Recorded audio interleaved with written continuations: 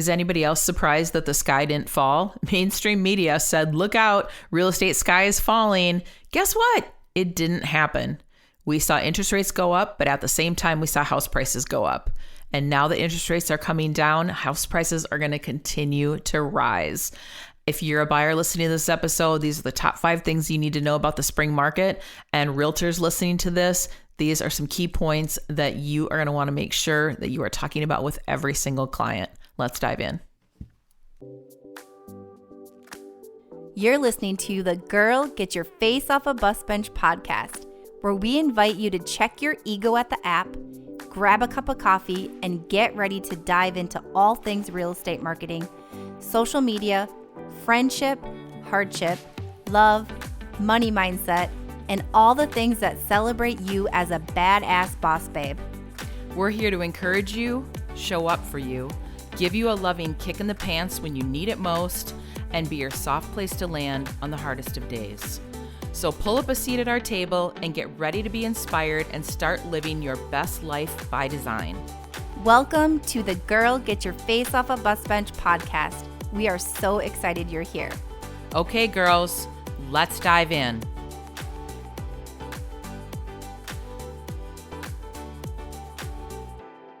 Okay, spring market, it's here. It's pretty much here.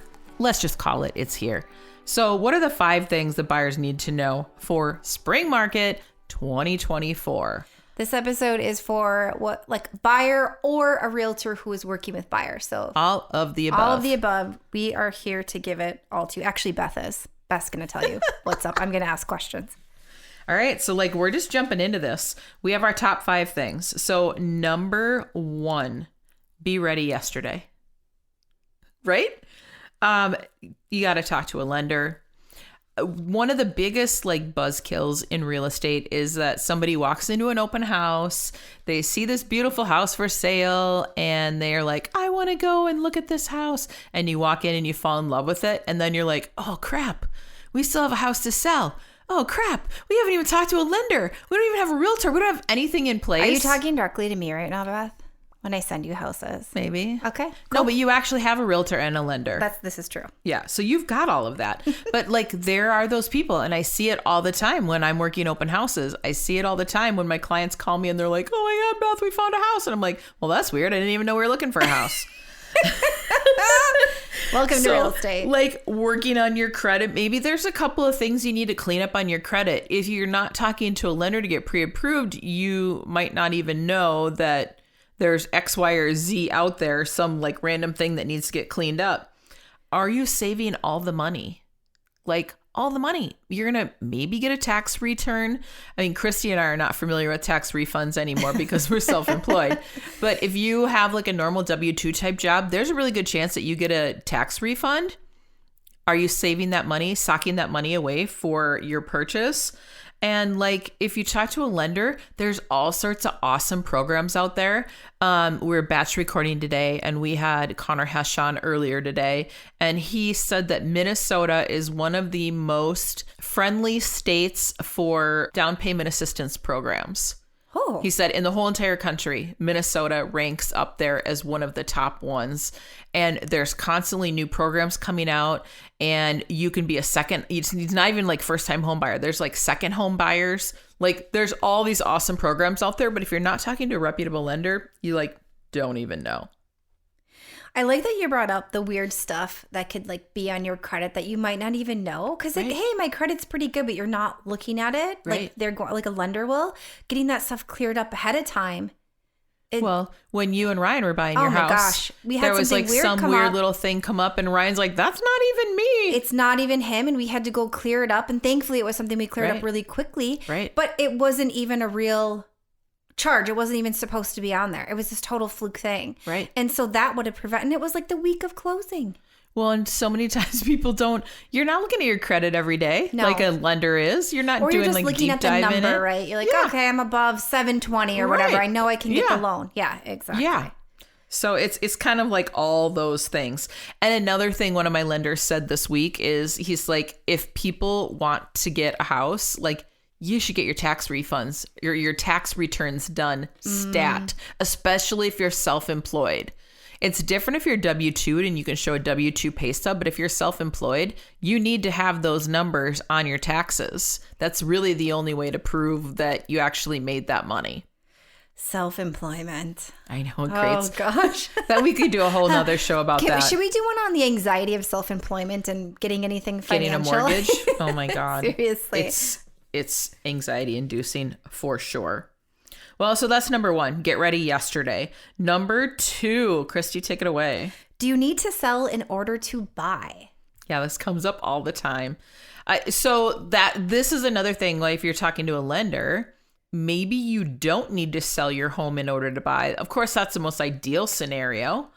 But if you do need to sell, like last time you guys bought, you still had another property that you had as a rental. Like you just never know. But until you're really like doing a deep dive and having a lender look at all the numbers, and maybe you're getting rental income that can offset the mortgage on the first property.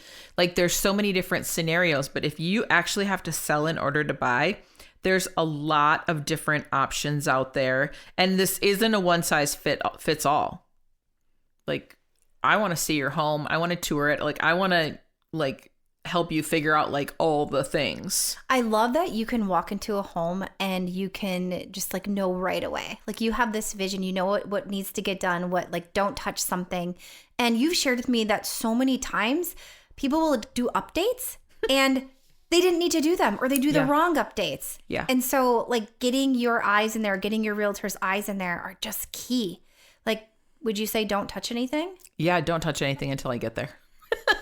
Well, and so next week we're going to do a whole deep dive on 5 things the sellers need to know. So make sure to check out that episode too, where we're going to do a lot deeper dive into that. So maybe one thing they can touch though is getting rid of shit. Would you say? Purging's and okay. packing stuff up, especially if you specifically know that you are going to move. You can probably start packing up, like all of your Christmas stuff could go out into a storage unit or could go into a pod. You're not going to need that until next Christmas. Or as the weather gets nicer, you can start packing up your 200 winter coats that you have and your snow pants. Maybe get a dumpster. If you're not going to need them. A couple of bagsters, put them on your neighbor's property though, so they're not in your lawn. Start putting it on Facebook can I give that free advice? page. If I'm not a realtor, can I give that as professional advice? No, don't put it on the porch. All right, fine. Don't put it on the porch.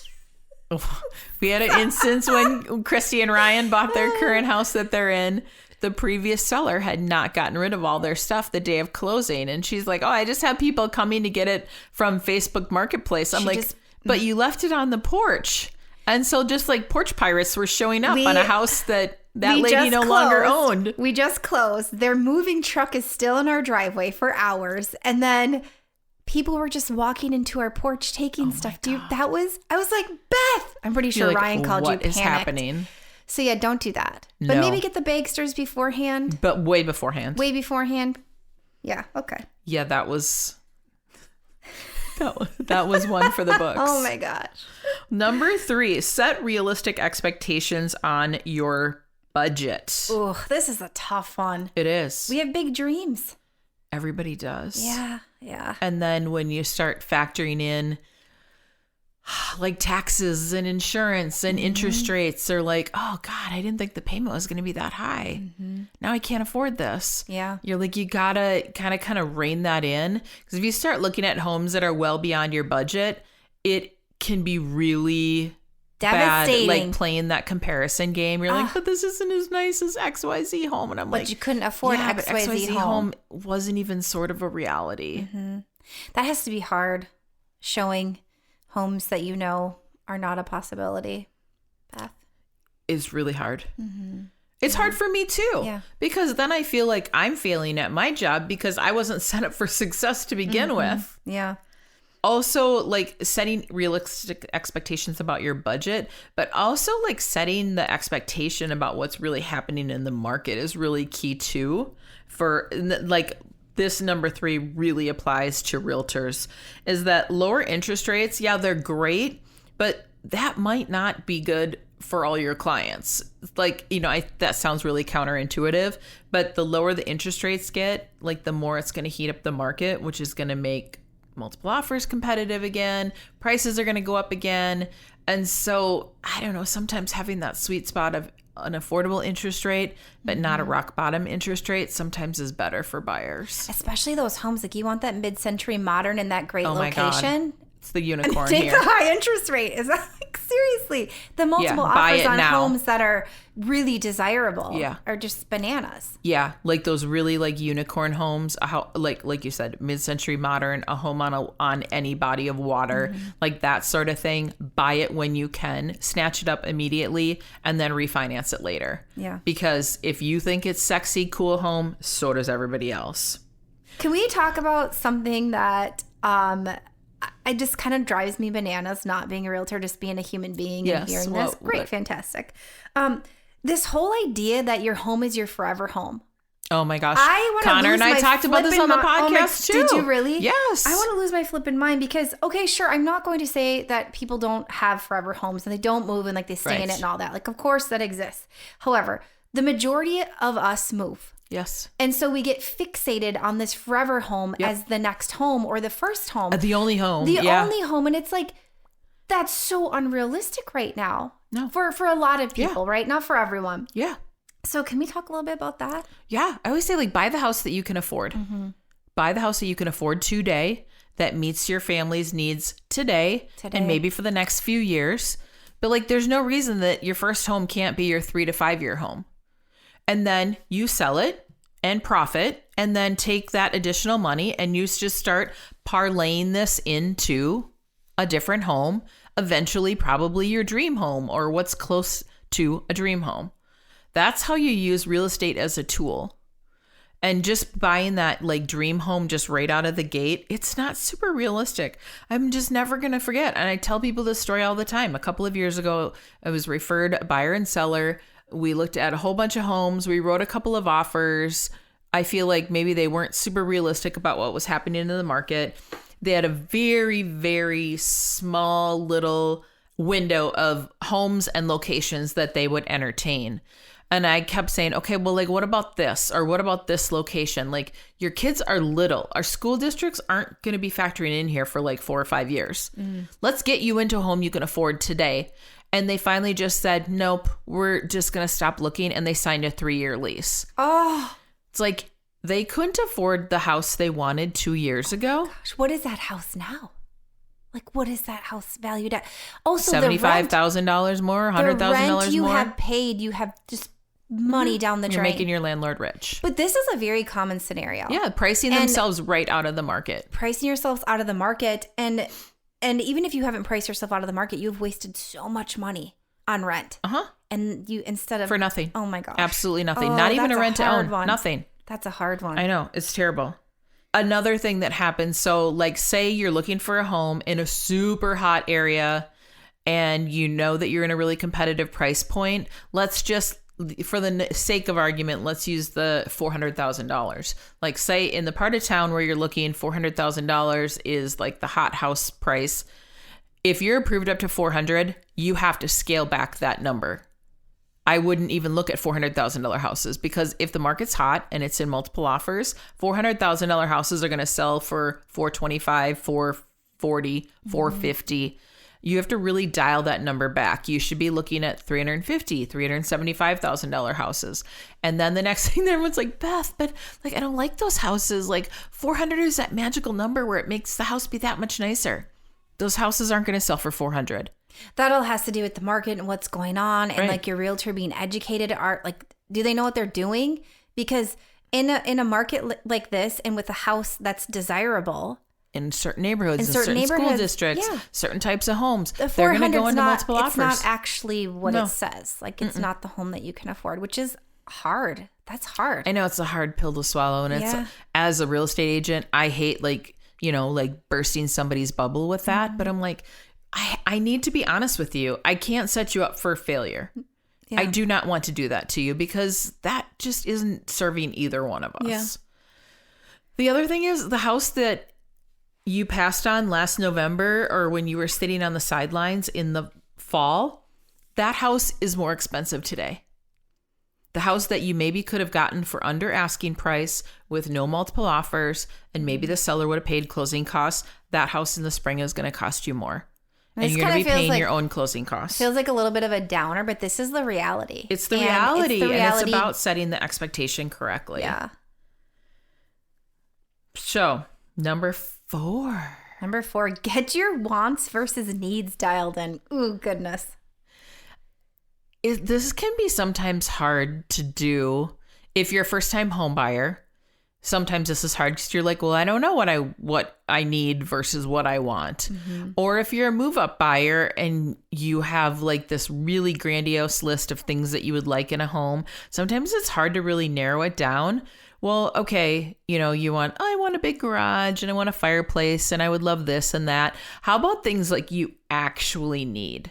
Like, do you work from home? Do you need a designated work from home space where you can take conference calls and have privacy? I had a client that was a physician and she did like tele-doctor-y stuff. She couldn't, I sold them a home that had a loft. Well, because of HIPAA rules, she can't use the loft, which would be the obvious place for a home office. She can't use that as a home office because of HIPAA compliance. Oh, interesting. And then they had another baby shortly after they moved into their house. So she is using their walk-in closet as her home office. Oh my God. If it works. Yeah. I mean, it works for now. Yeah. I think it would have worked better pre-second baby. But like those are things. Do you need a private office? Do you need to take a conference call? Do you like have hobbies? Like, do you have a collector car and you need a garage space for it? Do you love to garden? Do you need to have a fenced yard for your dog? Like sometimes there's non-negotiables and that really needs to be at the top of your list, not at the bottom of your list. Obviously, like when we sit down and I'm like talking to clients, like I'm taking a note of the list. And then when we're out looking and you're trying to fall in love with a house, I'll be like, okay, I just want to make sure, like you told me the most important thing on your list that this house had to have a fence. So this house that we're looking at that you're falling in love with right now doesn't have a fence. Is that okay that you're going to have to put your own fence in? But, not trying to talk somebody out of it, but making sure that you're not just totally buying on emotion and you're buying the house that really suits your needs. Yeah. For now.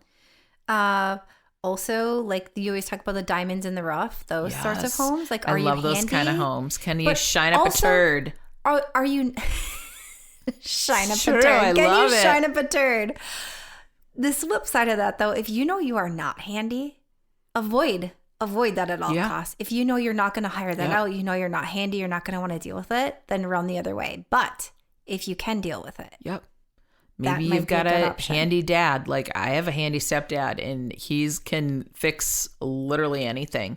But I always have conversations with him before I buy a property. Be like, hey, Marty, like I'm going to need help with XYZ. Like, are you able to help me with this? Do you have the bandwidth? Like, is this going to be a reasonable budgetary thing? So like we have those conversations before I sign on the dotted line for stuff. Yeah. But know your limitations, I guess is the warning there. So number 5, and this one is so weird and it factors in the election. 2024 is an election year. As we all know, we have not got bombarded by political everything stuff yet, but that is going to be here before you know it. And obviously, we're not talking politics on this podcast. Definitely not talking politics. Just talking it as an election year. And that part of it's irrelevant. It doesn't matter who's in office, who's getting in office. Like none of that matters. We have experts, Glenda Baker, on the podcast. I didn't pull her episode, but go back and find her if you haven't listened to Glenda Baker's episode. It's fantastic. She's fantastic. And she had put something out on social media recently, and she's like, the sweet spot of buying a home in 2024 was January 3rd through August 31st. And she said all the political noise that's going to be happening in the fall creates uncertainty in buyers. This is so interesting to me. When you shared this with me, I'm like, it makes so much sense. It makes so much sense. Gosh. And I was on another little webinar yesterday. Like everybody's talking about it, that election years, and like just if you are a realtor that's listening to this podcast and you've been in the business for longer than a 4-year political cycle, you have already seen this cycle. You already know that noise just gives people uncertainty, and there's just so much going on that it makes people second guess the idea of buying a home or maybe selling a home. interest rates they're talking about interest rates continuing to come down, but it's going to do a little bit of wonky things to the market. So it's just something to be prepared for. And it's also something to prepare buyers for if you're an agent. That's a really good one. So that's it. That's our top 5 list. Woo-hoo-hoo. So what's the moral of the story we have here with this episode? Buy a house? Well, if you're gonna? That. Okay. I always say, like, I don't want you to buy a house for my sake. I want you to buy a house because it makes sense for you. Yes. And it needs to be affordable, all of those things. But truly this spring, I think time is going to be of the essence. We came off of a year with higher interest rates and a lot of buyers just sort of sitting on the fence. And now that interest rates are coming down, we are already seeing the market heating up. Our first listing that we put on the market in 2024 went into multiple offers. Crazy, super crazy. But like the news kept touting a crash last year. We never saw a crash. Where'd the crash? Where was the crash? I would like to know that. Freaking out that like sky's falling, the sky's falling. Your home prices are just going to plummet. None of that happened. Didn't happen. None of that happened. Yeah. Couple of prices across the country dipped here and there. What we truly saw is interest rates go up and home values stay flat in a lot of parts of the country, and a lot of other parts of the country, home values continue to go up. Yeah. So real estate's the long game. Get in the game sooner rather than later. The stat that I love is that sellers over the last 30 years have seen 300% appreciation in their real estate asset. It's amazing. 300%. Where else are you making 300% return on your money? And if you're a realtor listening to this, I know there are going to be buyers and there are going to be realtors listening to this episode today. Educate your clients. Keep them in the know. Like help them like sift through like all this, the loud out there, right? Like help them with this because that is your job. Absolutely. Yeah. Absolutely. Bring some calm to the uncertainty out there. All right. So here we go. Spring market. Spring market's here. It's here to stay. It's heating up. All right. Until next time, Bus Bench Babes, remember to keep your face off a bus bench. And keep being the badass boss babes that you are. Okay, girls. Are you feeling as inspired as we are? We're over here cheering you on because you just finished another episode of the Girl Get Your Face Off a Bus Bench podcast. If you want more, head over to girlgetyourfaceoffabusbench.com for show notes and more episodes. And don't forget to subscribe and leave us a 5-star review. They mean the world to us, and they're what keep us going. Girl, thanks for being here.